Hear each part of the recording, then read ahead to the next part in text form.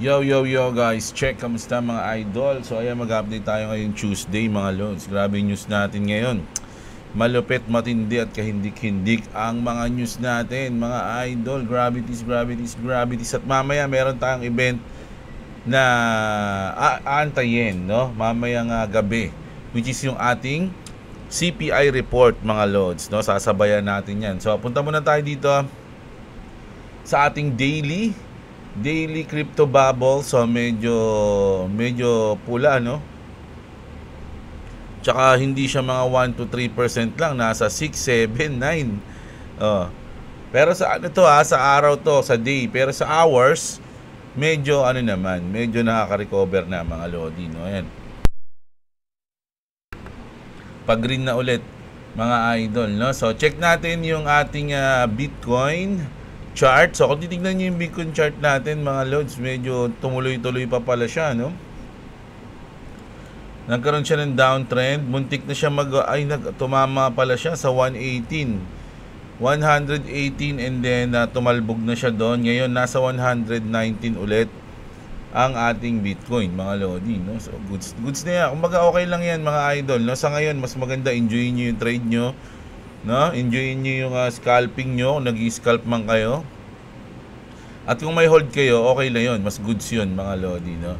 So ito, XRP natin ganun din mga idol, nagkaroon siya ng downtrend. Alam niyo, makwento ko lang yung isang isang tropa ko. Hindi yun, hindi bullish, hindi bearish yun. Lang talaga siya, nagtitrade lang siya every day. Ang target niya lang is 1,500 pesos profit. Yun lang every day, no? So ang ginagawa niya, it's either magsi-short siya or maglo-long siya. Talagang tsempohan niya lang. Magaling sa TA kasi yun, eh. No, kaya lang hindi na, kumbaga magkaiba kami ng diskarte, pero laging panalo yun mga idol, no? Ang ginagawa niya, ganon, no? Ang parang budget niya kasi nasa $100 ang kanyang laging margin. Tapos ang target niya nun is 1,500 everyday lang. Kapag nakakuha na siya ng 1,500, yun na yung goods na yun, bukas naman siya. Lagi yun. Kaya imagine mo, meron siyang 1,500 everyday. Pero natatalo rin naman siya kasi ang ginagawa niya, may stop loss siya, eh. Pag once na natalo siya ng 500, na siya, cut loss na siya. Cut loss. Ganun yung ginagawa niya. Pero nakakita ko, pansin ko, talagang lamang siya lagi, everyday. Aabangan niya lang yung sa tingin niya is stop, at aabangan niya lang yung sa tingin niya is bottom. Doon siya magpo-position ng long or short. So hindi siya bias kahit saan. Wala siyang bias sa short, wala siyang bias sa long. Ginagawa niya puro ganun. Everyday 1.5. Ang galing nga, sutoy na yun, eh. Shoutout sa'yo, no, so ayan mga idol, no. Pinakita niya sa akin yung trade niya. Ang galing nga. Ang galing diskarte niya. Ang diskarte niya is yung ganun din. Katulad din yung sa akin, halos 50% lang din lagi. No? So parang ganito. Kukuha siya ng 50% na ito. Every 50% kasi is yan? It's either sell or buy. No, ayan. So dito, ayan. So kung bumaba yan, aabangan niya yan. Oy, sa tingin ko ito na yung bottom. So pag kunyari dito na umabot na sa 50% to, tapos na break, so magtulong siya dyan. Pag umabot na yun dyan, profit na siya. Hindi ko alam, may naglalak profit kasi lagi yung sutoy na yun, eh. Hindi talaga nagpapatalo yun, nakadiin yun, eh. Tapos ganun din, pag nag 50% din dito sa short naman, pag umabot na dyan, tapos hindi nag-break, mag-short na siya nun. So ayan, pwedeng panalo siya. Tapos pagka profit niya, ganun din, 50% din. Laging ganun din. Pag nabe-break yung 50%, ganun lang siya. Basic lang mga idol. Yan, no? Pag na-break dito yung 50% pataas, maglulong na siya dito. Hindi siya, inaabangan niya yung bottom tsaka yung top, pero hindi siya dun nagpo-position. Sa 50% siya lagi nagpo-position. Ayan, tapos nilipad na yun dyan. Pag i-take profit siya, tapos abangan niya naman yung 50%. Pag nakita niya bumaba, doon na siya mag-short. Ganun yung ginagawa ni Sotoy. Ang galing. Ano siya, every 1.5 tama na yun, titigil na yun. Tapos gagawin niya na yung trabaho niya. May trabaho din kasi yun eh. Nakuha niya daw yun sa isang content creator eh. Tapos gumagana daw sa kanya. Parang ang galing niya daw makita ng top bottom dahil sa 50% technique niya. So ayun. Ganun yung ginagawa niya. So ako hindi ako ganun eh. Parang mas gusto ko yung position, inaabangan ko yung magandang position eh. So yun, kaya mas lamang yung panalo niya kaysa sa akin. Pero mas malaki naman yung panalo ko pag ako nananalo. Mas malaki yung panalo ko naman. Ganun din sa talo, malaki din yung talo ko. Kanya-kanyang strategy, mga idol, iba-iba eh. Kaya kung saan, kunyari marami kayong strategy na alam, kung saan gumagana yung, kung ano yung gumagana sa inyo, dun lang kayo, huwag kayo aalis. Kasi maraming strategy sa crypto, mga idol, pero mas maganda na kung ano yung gumagana sa inyo, dun kayo mag-i-stay. Wag na kayo kumuha ng mga iba-ibang strategy, baka matalo pa kayo. Di ba? Ganun. So, mag-news na tayo. Punta muna tayo dito sa ating global news muna tayo. Grabe, no? So, yung Grok AI, no? Elon Musk Grok AI was suspended from X for stating that Israel and the US are committing a genocide in Gaza. Mainit na kasi masyado yung mga idol. Yung sa Gaza ngayon, grabe yung ginagawa nila doon. Pero hindi kasi nababalitaan sa mainstream, nababalita lang yun dito. No, minsan may kita mo yung balita sa BRICS, pero kasi minsan yung BRICS, bias din eh. Itong BRICS News. No, meron silang rin, kasi dahil nga, na to, kasi halimbawa, ikaw may-ari ng BRICS. Ano ka dati? Goods na goods ka dati mag-report, di ba? Lahat tama. Pero once na-contacting ka ng isa dyan sa mga yan, tas kontrolin yung news mo, pero ang laki ng kikitain mo, mas malaki sa kinikita mo sa X yung sinasahod sa'yo, talagang ganun, magpapabayad ka talaga. Hindi naman sa sinasabi ko nagpapabayad siya, kasi parang sa tingin ko okay pa rin naman yung mga news ni BRICS eh. Kaya lang minsan may bias lang ng konti, mga lods. Pero pagdating kila Trump, walang problema, okay, goods na goods nyo. Kasi pwede mo namang i-verify eh. Pwede mo namang i-verify yung news, di ba? Halimbawa ito, tuturuan ko yung mga idol. Halimbawa ito, President Trump, kasi meron din ako news niyan eh. Dito rin yung mga yan. O sige, na natin pag dumaan tayo dun sa GOG. So ito, di ba? Sabi dito, mga idol, no, ito muna pala. President Trump extends China's tariff deadline by 90 days. So in-extend niya ulit, no? Yung August 1, kaya nga sabi niya nung nakaraan, yung August 1, yun na yun, hindi ma-extend. Pero pwede pang gumawa ng another deal. So ngayon, nagkaroon sila ulit ng deal and then na-extend ulit ng 90 days yung tariff ng China, no? So goods yan, mga idol. Kumbaga kasi nung dating na-extend, ang ganda ng balik sa market eh. So ngayon, in-expect din natin na maganda rin yung balik kahit siguro mga unang 1 month or unang 1.5 month. Kasi pagdating ng mga 2 months na yan, maaalala nila, naku, matatapos na yung deadline ng tariff. Sasama na naman yung market. Ganon, no? So, yun. Tapos, eto naman, ayan. President Trump says gold will not be tariff, no? So, ayan, kunyari gusto nyo mag-verify ng news, kiklik nyo lang to. Yung explain this post, no? Tapos, yan, i-explain ng yan, i-explain ni Grok yan. Tapos, ako kasi pag ganito, inaano ko lang, is this true? O, ganyan. Is this true? Sasagutin niya yan kung yes or no. No, kasi may mga news talaga nakala mo totoo, no? Ayan, pero ang haba kasi ng explanation ni Grok kaya gusto mo talaga maintindihan eh. Ayan, dito na sa bandang huli yung conclusion niyan, mga lodi. Ang tagal, no?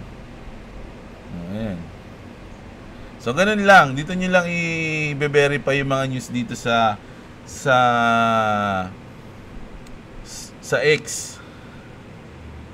Based on the available data, it's possible that President Trump made a statement on August 11 saying gold will not be tariff. So possible na totoo yan, mga idol, no? So ganun. Pero syempre goods yan, gold, no? Tapos walang Ito, magandang news.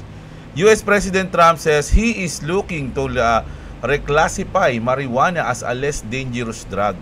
mga idol, no? So dati kami, ako talaga mga idol, ano sa akin to eh. Kumbaga, sabi nga nila, ano eh, walang halong chemical eh, purong natural. Tsaka meron akong mga kaibigan, katropa na subok na, no? Na meron silang mga kamag-anak, no? Na merong sakit ng ganito, sakit ng ganyan, epileptic. Ang ginagamit nila yung marijuana oil. Talagang ang bilis gumaling, mga idol. Di ba? Tapos may pa nagsabi pa sa amin ng matanda na lagi nag-weeds. Sabi niya, alam niyo ba kung bakit nakaban ang marijuana sa Pilipinas? Kasi ang laki ng kinikita ng gobyerno sa pharmaceutical something, no? Once na illegal mo ang marijuana sa Pilipinas, konti na lang ang magkakasakit. Kasi maganda daw yan talaga sa health, mga idol, no? So ayan, sabi nga nila isang ng expert, mga idol 900 na stick ng marijuana nang magkakasunod, no? Yung baga sunod-sunod na hinits mo 900 na stick, hindi ka pa rin mamamatay. Sa 901 ka mamamatay. O makakasama sa'yo. Ganun pala, hindi ka pala mamamatay, makakasama. Hindi ka pa rin mamamatay, no? So, ano ko yun, napanood ko yun, mga lods, no? 900 na stick. Kaya nga, isang tinanong ko agad dun, sino nag-participate para gawin yun, no? Yung humit siya na 900 na stick. Diba? So, ayun, kung ikaw gawin mo yun, no? 900 na stick, nasa 901 ka na, iniisip mo, pag inubos ko tong stick na to, mamamatay na ako pang 900. Ay, makakasama na sa akin to kasi pang 901 na to. No? So, kalahati lang muna. Hindi mo inubos. Kinalahati mo lang. Check tayo, tropa. Ganun. So, walang epekto. Goods pa rin, mga idol, no?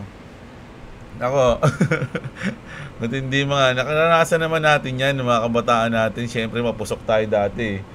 Diba? Curious, ganun, no? So, dati pa yun, wala, tagal na nun tayo na. Baby pa ako nun eh. So, ayan.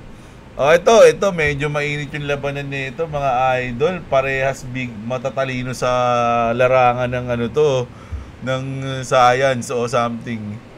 Si Elon Musk kasi nag-post siya, mga lods, na sabi niya rito, Apple is behaving in a manner that makes it impossible for any AI company besides OpenAI to reach number 1 in the App Store, which is an inequivocal antitrust violation. No, XAI will take immediate legal action, no? Parang pinaratangan ni Elon Musk na yung OpenAI, no? Parang gusto lang nila sila yung mahihirapan ka mag number 1 sa App Store dahil sa OpenAI meron silang something na algorithm na or kung hindi ko man kung ano yun, no? Ngayon nag-reply ngayon si Sam Altman, siya yung CEO ng OpenAI di ba? Sabi niya, this is a remarkable claim given what I have heard alleged that Elon does to manipulate X to benefit himself and his own companies and harm his competitors and people he doesn't like. So parang sinabi naman ni Altman dito, ni Sam, na ikaw nga di ba? Dahil sikat yung X, kapag meron kang hindi gusto, hindi mo trip yung mga ginagamit mo yung application na X para mapunta sa iyo yung pabor o masira yung kumpanya, kung sino man yung kinakaayawan mo. Parang ganun, mga lodi, no? Nagkaroon sila ng bakbakan. Ayan, tuloy-tuloy pa rin si Sam Altman, no? Lots had been said about this. Here is one thing. Ayan.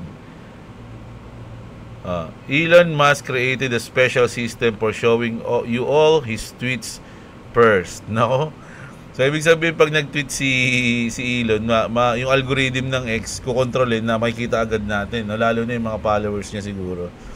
So, kasi parang ganun yan halimbawa, sa yung X, tas may mga kumukontra sa'yo. Di ba? Ano sabi mo? Mali ka ng binangga, bata. Andito ka sa application ko.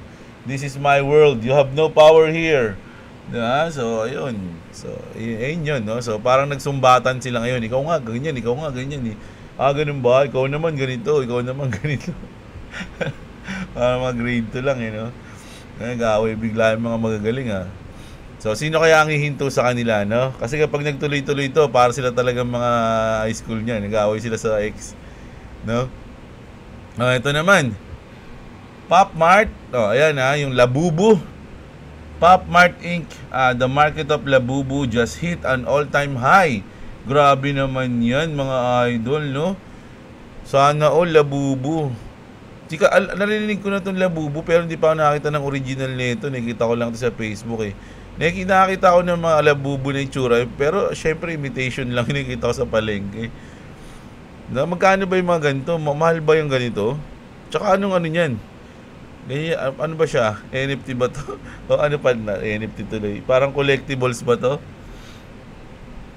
The stock is up an impressive 25x since its bottom in late 2022 and has outperformed major cryptocurrencies like Bitcoin, Ethereum, and Solana. Na-outperform niya pa yun. Some critics label Labubu as gambling. Labubu's blind box resembles the gacha-style mechanics of game like CSGO, Genshin Impact, and even NFT mining. So ayun nga minting pala, sorry. Labubu has risen in popularity in recent times with the celebrity like Blackpink's Lisa supporting the brand. Laki ng kinita ni Lisa dito. Ay, siya nag-promote niyan ibig sabihin mga popstar pala nag-promote niyan. Kasi tatangkiligin talaga yan kasi million yung fans ng mga ganun Diba? Yung Blackpink, yung BTS, diba? Universal Motion. Diba? Yun. So, ayun, grabe, no? So, eto na, mga Lodi. Tingin na tayo sa mga, magi-crypto news na tayo. Punta muna tayo sa mangyayari mamayang alas 8 ng umaga. Ay, alas 8:30 pala ng gabi. Which yung ating CPI, baka mamaya mag-live yun si Boss RoboCoins, mga idol, no? Baka sumabay ako mag-trade doon. Pero nasa likod lang ako. Background lang ako, mga idol, no? Tahimik lang tayo. So, ayan CPI report mamaya, mga Lods. At tawag dito, event to na nakaka-apekto sa market. So, hindi natin mag-positive, mag-negative to. Ano ba yung forecast? Previous 2.7, forecast 2.8, no? So, pag nag-negative o positive, makaka-apekto yan kahit na basta kahit ano man yung sabihin diyan, gagalaw yung market, mga idol. Kaya nga sabi dito, US inflation expected to rise to 2.8% in tomorrow's CPI report. Ayun nga kasi ang forecast 2.8 So ayun nga yung sinasabi, magiging 2.8 mga Lodi. Tataas mga Lods. What does this mean? Tanungin nga natin. The US CPI measure inflations by a price change in goods, services. A 2.8% year rate means price rose to 2.8 over the past years, up from 2.7 last month, slightly accelerating. This exceeds the Fed's 2% target, potentially delaying interest rates cuts and pressuring markets. Including stocks and crypto. Actual data release tomorrow. Mga idol. Usually kasi may kasunod to alam ko magkasunod CPI tsaka PPI. So ayan CPI tayo ng Tuesday 12. Ang PPI natin is Thursday ng ganun ding oras, mga Lodi, 8:30 din. So marami tayo. Ngayong linggo natin medyo makulimlim. Makulimlim yung linggo natin ngayong week mga Lods. So abangan natin yan mamaya yung ating CPI report, mga Lods, Tapos tayo dito. Pumasok na naman si Jim Cramer, mga idol, Kilala nyo naman si Jim Cramer. Isa siyang inverse Cramer. Kung ano yung sabihin niya, kabaliktaran ng mangyayari. So sinabi niya dito na he is a huge believer in Bitcoin and Ethereum. So baka bumagsak yung Bitcoin and Ethereum. Ganun yung forecast dito. Jim, Bitcoin's on the move today. A lot of the crypto stocks as well. We're not quite back to 123K. Right. We're close. Well, it just continues to be, anytime you ever hear about what size the deficit is, or David, you know that the trillions of dollars and the interest has made a lot of younger people feel, you know, this and Ethereum are a better place to be. I'm a huge believer in this, by the way, because I have very little faith that we're going to be able to grow our way out. I cannot think about how we're going to grow our way out of our situation yet. Maybe. You mean our debt to GDP? I've not been. So dahil sinabi niya yon, check natin ang mga comment.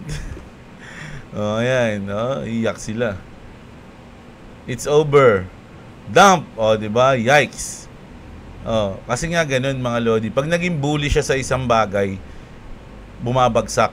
Pag gusto niyang bumagsak yung isang bagay, naging bearish siya sa isang bagay, lumilipad 'yun. Eh naging bullish ngayon siya rito sa Bitcoin tsaka Ethereum. So ang expected na mangyari, babagsak. 'Di ba? Oh shit, sabi niya, no? Oh. Sell. Oh. Sorry po. Oh, ayan mga lodi, patay tayo diyan. Kaya nga maraming nagsabi at di ka na nagsasalita, eh, napapahamak pa sa'yo. Oh, ito, puntahan natin si Idol, no? Si ECA. Ayan, ha? XRP was started as a better alternative to Bitcoin, and there's proof in the EZA app. You see, there was this one post that I keep... Ito pala si Idol. Alam ko si si Dom to, eh. Ang alam ko lang si Dom to nagsasalita. Ano siya ng ECA? Parang founder ba o ano? Coming back to, on May 27, 2011, where it all started. And it went like this. So I've been thinking, Bitcoin mining seems like such an unfortunate side effect in the system since it's so wasteful. Wouldn't it be cool to come up with a Bitcoin that doesn't need miners? And if you want to find out for yourself, it's on the ECA app. So, pinremote niya pa yung ECA app. Alam ko na sasabihin niya eh. Oh, ayan mga lods, no? Goods naman. Si Phil. Si Phil pala. Sila kasi magkakasama niya, no? Ayan, no? Ano siya? Co-founder. Ayan, co-founder. So, ito mga lodi, si Jay Clabber, in-interview niya yung isang malupit sa Korea. Kasi kasi yung XRP talaga mga idol, talagang solid sa Korea yan eh. Laging nagna-number 1 yan sa Upbit.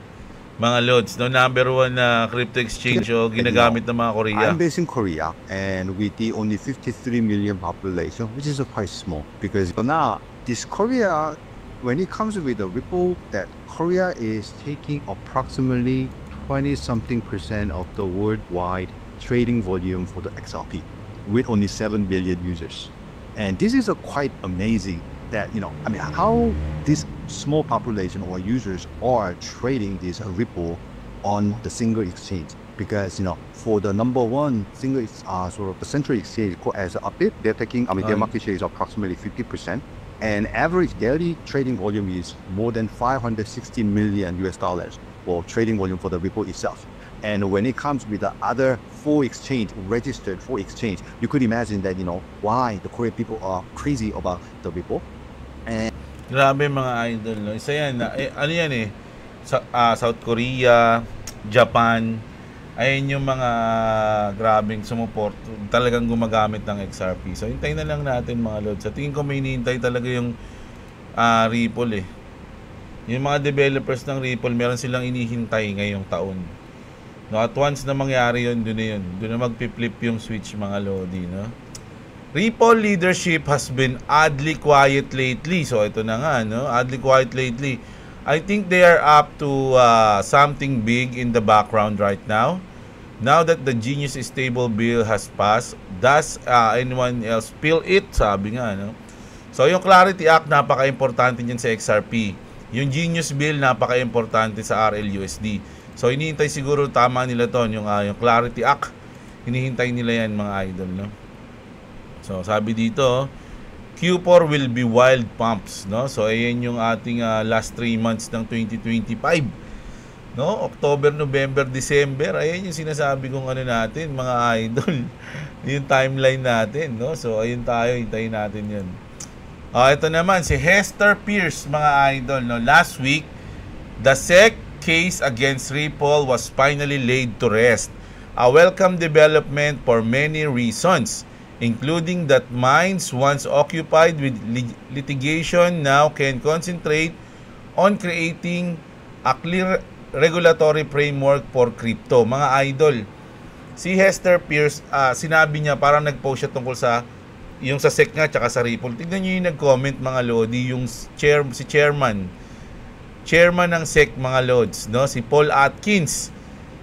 SEC case, SEC versus Ripple, tapos ang nag-comment, chairman ng SEC. Sabi niya dito, Commissioner Pierce is right, no? So yung positive na sinabi niya dito, sumang-ayon si Paul Atkins. With this chapter close, close na, siya na nagsabi, mga idol, no? Yung parang inano na to, kinonfirm na ni Paul Atkins na close na yung chapter ng SEC versus Ripple, mga lodi, di ba? We now have an opportunity to shift our energy from the courtroom to the policy drafting table. Our focus should be on building a clear regulatory framework that fosters innovation while protecting investors. No? So, ayun na nga. Sabi ko sa inyo, nasa script to, mga lods, eh. Once na natapos na yung kaso ng SEC versus Ripple, yung regulatory, kailangan nila maano yun. Matapos. Diba? Tapos, mga idol, alam nyo naman sinabi ni Elizabeth Warren kagabi, di ba, kahapon, na dapat ang gagawa niyan, hindi daw yung mga nasa crypto industry. Pero ito, mga lods, napakaganda na ng balita na to, eh. No, kasi parang kinukumpleto na nila yung puzzle, matatapos na, no? Yung piece of the puzzle mauubos na, mga lodi. Matatapos na nila. So, after ng kaso, eto na, yung regulatory framework na, nako, grabe yan, mga lod. Sabi nga, kaya siguro tahimik lang yung Ripple ngayon, eh. Kasi hinihintay nila matapos lahat. Once natapos na yan, boom. Okay, let's go. Gagawin na lang sila. Umpisahan na natin, no? Ganun na yan, eh. Tapos nag-comment pa si Stewart Alderotti. Sino ba to? Chief Legal Officer ng Ripple, di ba? Balik tayo. Thank you for your leadership in moving America towards clear rules at the road for crypto, Chair Atkins. Sumipsip pa. So, grabe, di ba?